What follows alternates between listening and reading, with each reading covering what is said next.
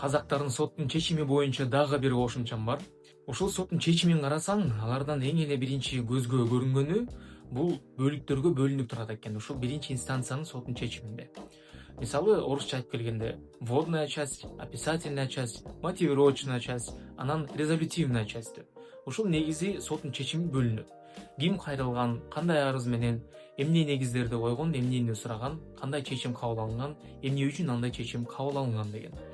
Биздики болсо андай эмес соттун чечимдеринде. Мындай эле бардыгы жалпысынан жазылган. Бирок мен ойлойм, ошондой кылып жазсак биздики дагы туура болот го деп. Андан тышкары эң маанилүүсү соттун чечиминде QR код бар. Негизи бул QR код мен 3-4 жыл мурун эле байкагам, аларда бар экен. Бизде эмгиче жок. Ошол нерсени бизге дагы кошуш керек деп ойлойм. Анткени ошол соттун чечимин көргөндө бул QR код менен эле билип койсо болот. Соттун чечими барбы, күчү барбы же жокпу деп. Ошондуктан бизге дагы ошондой кылыш керек деп ойлойм.